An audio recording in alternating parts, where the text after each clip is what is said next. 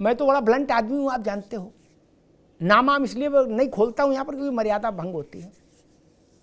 एक बड़े प्राधिकरण के उपाध्यक्ष ने मुझसे कहा कि भाई साहब सारे विधायक और सांसद बड़ा दबाव बनाते थे। अरविंद जी आप भी सुन लो, सारी बातें सिद्धांत की चाशनी से ढकती नहीं है क्या? सिद्धांत की चादर इतनी बड़ी थोड़ी ना वास्तविकता को ढक ले। दीपक जी आप भी सुन लो, बताना भी पार्टी में क्या बोले, रोज बवाल और सब निजी काम, क्या एफआर बना दो, क्या कर दो, आर जोन कर से फलाना जोन ढिकाना zone, land conversion, this that, क्या सड़क इधर नहीं इधर निकाल दो टाइप का।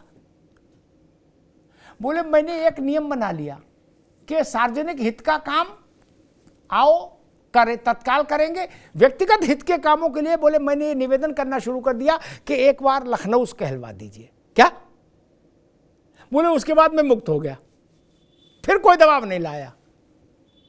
दीपक सोनकर सच्चाई ये भी है एक, इसको भी दिमाग में रखो। अरविंद जी क्या कह रहे थे आप, फिर मैं प्रेम जी के पास जाऊं। देखिए मुझे 1 मिनट दीजिएगा, मैं पूरी करूंगा। आपने सारी बातों को कह दिया है, समझने वाला यदि समझ जाए तो अच्छी बात है, नहीं तो वो अनाड़ी है। मैं ये कहना चाहूंगा कि हर पार्टी का दायित्व होता है अपने वहां अनुशासन रखे। अब आदरणीय अखिलेश यादव जी ने जो कहा है कि भारतीय जनता पार्टी के अंदर खटपट है, ये हिप्नोटिक लैंग्वेज है, किसी पार्टी के बारे में कहा जा सकता है। खटपट और गड़बड़ उसको कहते हैं जहां बाप बेटे को और बेटा बाप को भरी सभा में मन से एक दूसरे को निष्कासित कर देता हो। और हमने देखा है आदरणीय अखिलेश यादव जी का सरकार 2012 से लेकर 2017 तक कैसे मुलायम सिंह जी आरोप लगाते थे, कैसे शिवपाल जी आरोप लगाते थे, कैसे आजम खान जी आरोप लगाते थे, ये कहने की जरूरत नहीं है। भारतीय जनता पार्टी में विचार व्यक्त करने के लिए स्पेस है तो उसका भी स्वागत किया जाना चाहिए। दूसरी बात मैं कहूंगा अमिताभ जी आपको, आपके माध्यम से आपके दर्शकों को, कि देखिए कार्यकर्ताओं को सुनी जानी चाहिए लेकिन अच्छी चीजों के लिए सुनी जानी चाहिए। गुंडागर्दी करने के बाद एफआईआर दर्ज न हो, इसका दबाव नहीं बनना चाहिए। और हमने देखा है समाजवादी पार्टी के कार्यकाल में कि किस तरह से थानों पे जाके गुंडाई होती थी और थानेदार की क्या कप्तान की हैसियत नहीं होती थी। किसी वरिष्ठ समाजवादी पार्टी नेता कोई गड़बड़ काम करता है तो उसके खिलाफ एफआईआर दर्ज कर ले, और आजम खान साहब से लेकर तमाम लोग इसके उदाहरण है। और हमने ये भी देखा है कि तत्कालीन राष्ट्रीय अध्यक्ष कैसे इंस्पेक्टर जनरल ऑफ पुलिस को धमकी देते थे इनके कि तुमने खनन माफिया के खिलाफ आप एफआईआर कैसे दर्ज कर लिया। तो कम से कम भारतीय जनता पार्टी में ऐसी स्थिति नहीं है गलत कामों को। ठीक है अरविंद जी, ठीक है तारिक खान आ रहा हूं आपके पास। प्रेमनारायण जी आपको समझ में क्या आ रहा है, ये संघर्ष किस लिए मचा हुआ है इधर, और इसका पॉलिटिकल इंपैक्ट क्या होगा? अमिताभ जी मामला दूसरे के आंगन का है, लेकिन नहीं, राजनीति में सारे आंगन एक दूसरे से इंटरलिंक्ड, जैसे ट्रेन के डब्बे। वहीं आ रहा हूं, S1 से S16 तक सब जुड़े होते हैं आपस में जी। हाँ, उसको थोड़ा सा अगर आप यथार्थ में समझने का प्रयास करेंगे तो ये सिर्फ है रस्सा कस्सी, वर्चस्व की लड़ाई। वर्चस्व की लड़ाई की पहले कौन नेता बनेगा। उत्तर प्रदेश के अंदर बाबा जी को बैठाया गया कि हिंदूवादी नेता है ये, उत्तर प्रदेश में धर्म की रोटी जो है इनके नाम से अच्छी सेकी जाएगी। अब वो रोटी सेकते सेकते सेकते इतनी कड़क हो गई कि दिल्ली वालों को लगने लगा कि नहीं, इनको अन्य प्रदेशों में जहां भेजा गया वो सुपरस्टार बन के जा रहे हैं, बाबा जी अपने स्टाइल में जिसको जो मना रहा था ठोकते चले जा रहे। लगा यार ये तो बड़ा हाईलाइट हो रहे हैं। अब लगा कि इनके ऊपर नियंत्रण कैसे कसा जाए। लोकसभा चुनाव आया, दीपक जी माने ना माने, या हमारे विश्लेषक महोदय हमारे बड़े भाई हैं अरविंद जी, वो बात अलग है कि पीड़ा भाजपाई बना के इनको निकालती है या इनके किस प्रकार से तर्क निकलते हैं, खैर ये अपना विषय है। आप गहराई से देखेंगे 2024 के चुनाव में टिकटों के फैसले हुए दिल्ली से।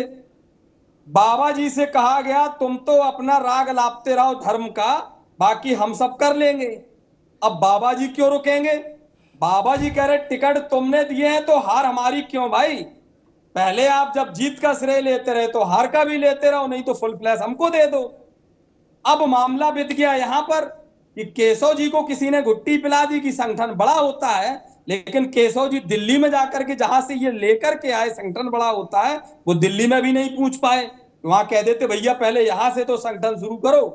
नड्डा जी ऐसे करे पाए जाते हैं, जहां भी मिलते हैं सारी व्यवस्था उसी तरीके से चल रही हैं।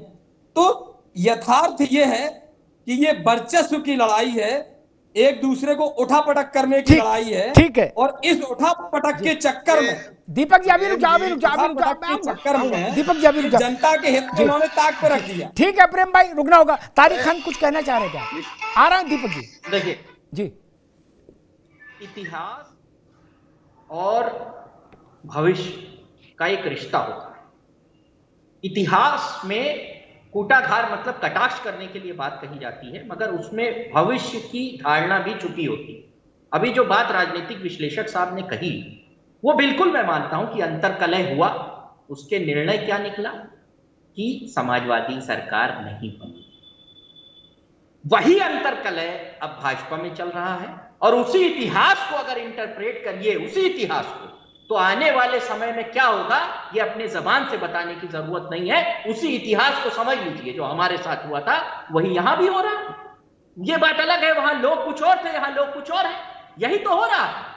तो इतिहास अगर सामने वाले पे कटाक्ष करता है तो ये भी भविष्य भी दिखाता है कि देखो, ठीक बात है, ये बात ठीक है। मैं इस बात से सहमत हूं तारिक खान की कि तारिक आ रहे हैं, ये मैं तारिक खान की बात से सहमत हूं। अंतर्कलह कहीं भी होगी वो दीमक का काम करेगी। ये वाचिक बहादुरियों से अंतर्कलह नहीं थमती, या सिद्धांत का तंबू तानने से भी अंतर्कलह नहीं ढकती। मेरी बात से अरविंद जी भी सहमत होंगे और दीपक जी भी सहमत होंगे। यहां ना हो तो बाहर होंगे। हम पर्दा टांगने कल्याण सिंह जी रहे, तब ऐसी बातें तब भी होती थी अरविंद जी, दीपक जी। नहीं, पूरी पार्टी राष्ट्रवाद और ऐसा और वैसा है, संघ चिंतन और ध्येय निष्ठा और बड़े बड़े कठिन कठिन शब्द हिंदी के बोले जाते थे क्या। लेकिन 5 लोगों के बीच में संघर्ष नहीं रुका कतई। अटल बिहारी वाजपेयी भी नहीं रोक पाए क्या। धैतेरे की मची रही यूपी में। उसका परिणाम हुआ कल्याण सिंह जी चले गए, और वो गए तो भाजपा के माथे से सिंदूर पूछ गया। जब कल्याण सिंह दोबारा आए हैं तभी भाजपा में चेतना आई है उत्तर प्रदेश में। दीपक सोनकर जी, वो सारे लोग जो कल्याण सिंह को बता रहे थे कि इनमें कुछ खासियत नहीं है, वो लोग रहे भाजपा में, और भाजपा आईसीयू में पहुंच गई उनके रहते हुए, सारे महान लोगों के।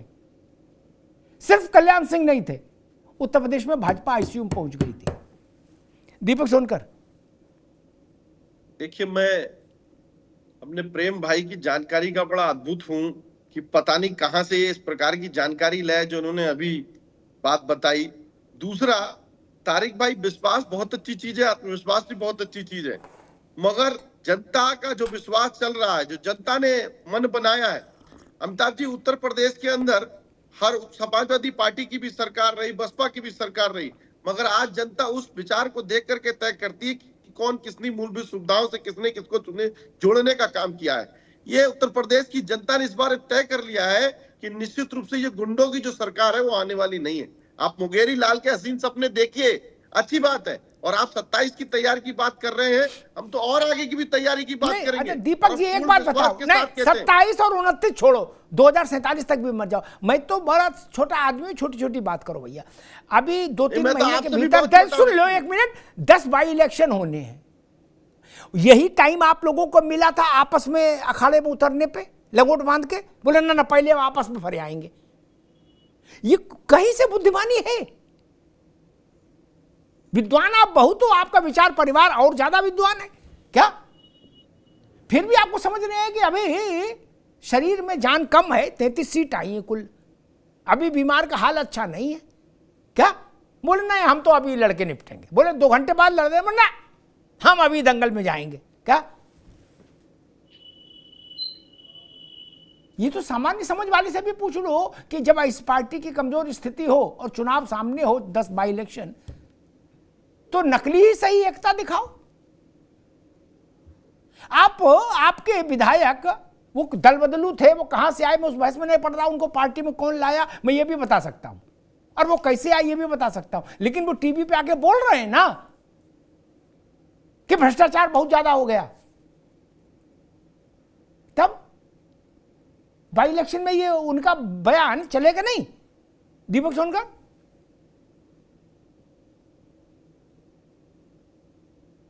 देखिए जी अब बाई इलेक्शन की बात है, मैंने कहा ना कि भारतीय जनता पार्टी तो अपने तैयारी के साथ, और जो आप कलह की बात बता रहे हैं, ये कलह कौन, केवल माहौल के नाम पर लोग चर्चाओं में लाने का काम कर रहे हैं, केवल वातावरण बढ़ाने का काम कर रहे हैं, मगर निश्चित रूप से जो निर्णय है वो निर्णय पार्टी के नेतृत्व का है, प्रदेश के नेतृत्व का है। बाकी लोग अपने अपने अपनी चर्चाएं लगाएं, अपनी अपनी अटकलें लगाएं, अपने अपने मुद्दे पर झगड़े फैलाएं, कोई ट्विटर पर झगड़ा फैलाए, कोई फेसबुक पर झगड़ा फैलाए, कोई मीडिया के सामने फैलाए, मगर जो पार्टी का सामूहिक निर्णय है, जो पार्टी के संगठन का निर्णय है, पार्टी के कार्यकर्ताओं के हित का निर्णय है, वो निश्चित रूप से होगा। दूसरी बात, अगर हम बाई इलेक्शन की बात करेंगे, जैसे लगातार 2014 से जनता का आशीर्वाद भारतीय जनता पार्टी के साथ है, मैं पूर्ण विश्वास के साथ कहता हूं कि उपचुनाव में भी भारतीय जनता पार्टी की जीत होगी। जी अरविंद जी, एक बात समझ में नहीं आई, सूप बोले तो बोले, छलनी भी बोले, क्या संजय निषाद भी उतर आए क्या गमछा डाल के, बोले सरकार ठीक नहीं चल रही। बताइए, ये दिन आ गए भारतीय जनता पार्टी के, रात भर बचे मेरे ख्याल से, वो भी आजकल में बोल ही देंगे। अनुप्रिया बोल चुकी, संजय निषाद बोल चुके। देखिए अमिताभ जी, सबसे पहले तो मैं तारिक खान की तारीफ करना चाहूंगा कि उन्होंने बड़े मन से कहा कि उस समय समाजवादी पार्टी में जो चीजें हुई वो ठीक नहीं थी। इसको कहने के लिए जिगरा चाहिए, कोई नेता सामान्यतः कहता नहीं है।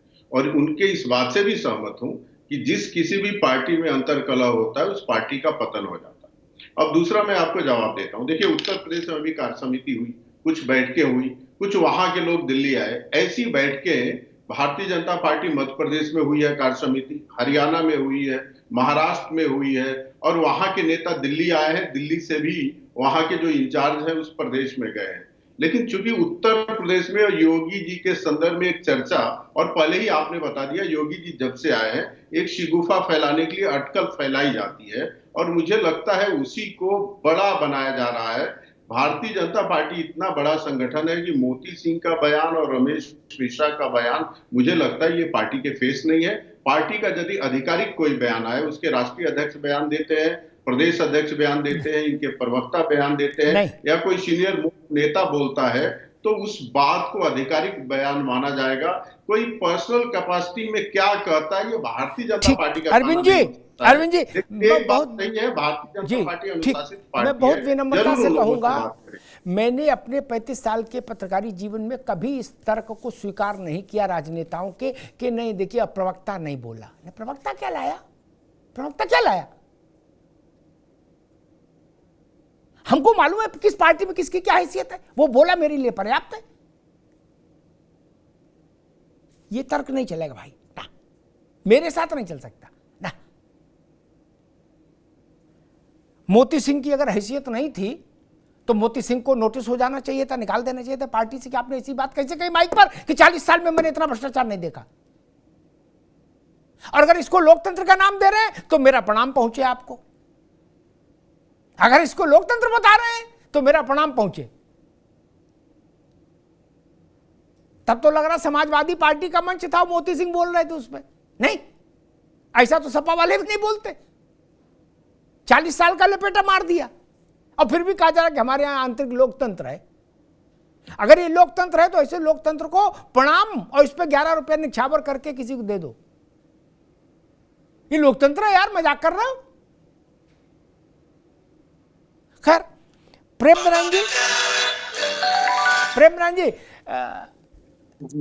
पार्टियों में ही मैं देखता हूं कि सरकार और संगठन के बीच का संघर्ष एक सामान्य व्याधि है, कहीं ज्यादा होती है कहीं कम होती नहीं होती, हर सरकार के साथ है, किसी पार्टी की हो।